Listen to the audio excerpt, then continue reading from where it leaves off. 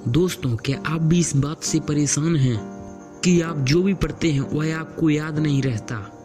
क्या किसी चैप्टर को 10 बार पढ़ने पर भी वह चैप्टर आपको याद नहीं होता? शायद आपकी क्लास में कुछ स्टूडेंट ऐसे भी होंगे जिनको मात्र एक बार पढ़ने से ही याद हो जाता होगा, और जब भी वो टीचर क्लास में बच्चों से चैप्टर के बारे में क्वेश्चंस करते हैं उन कुछ स्टूडेंट का हाथ हमेशा उठ जाता है और वो हर क्वेश्चंस का जवाब देने के लिए तैयार रहते हैं। तो आखिर ऐसा कैसे हो सकता है कि एक स्टूडेंट किसी भी चैप्टर को कितनी बार भी पढ़ ले लेकिन उस चैप्टर को वो याद नहीं कर पा रहा है, और दूसरी तरफ मात्र एक बार पढ़ने से ही याद हो रहा है?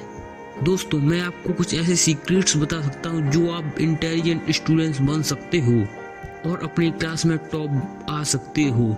और अगर मेरी बताई हुई टिप्स को फॉलो करेंगे तो निश्चित रूप से आपकी क्लास में सब आपसे प्रभावित रहेंगे और आपकी क्लास में दूसरे बच्चों का आपका एग्जाम्पल दिया जाएगा। तो दोस्तों, आप अलर्ट होकर इस वीडियो को पूरा देखना, क्योंकि ये वीडियो बहुत स्पेशल होने वाला है आपके लिए। दोस्तों, मैं आपको कुछ टिप्स बताने वाला हूँ। आप इन टिप्स को अपने माइंड में फिट कर लीजिए, क्योंकि ये टिप्स आपकी पूरी लाइफ चेंज कर सकती हैं। तो दोस्तों, क्या आप रेडी हो? चलिए स्टार्ट करते हैं। तो दोस्तों, पहली टिप, मेक अ मूवी। दोस्तों, ये बात सब जानते हैं और हम मानते भी हैं। जब किसी मूवी को हम एक बार देखते हैं तो उस मूवी की स्टोरी शुरू से लेके एंड तक हमारे माइंड में फिट हो जाती है और हमेशा हमें याद रहती है। जबकि सिर्फ एक बार ही हम मूवी को देखते हैं, इसका मतलब हमें एक गजब की पावर है। हम किसी भी मूवी को एक बार देखकर ही हम उसकी स्टोरी हमेशा के लिए याद रख सकते हैं। तो क्यों न हम इस पावर का यूज हम अपनी पढ़ाई में करें?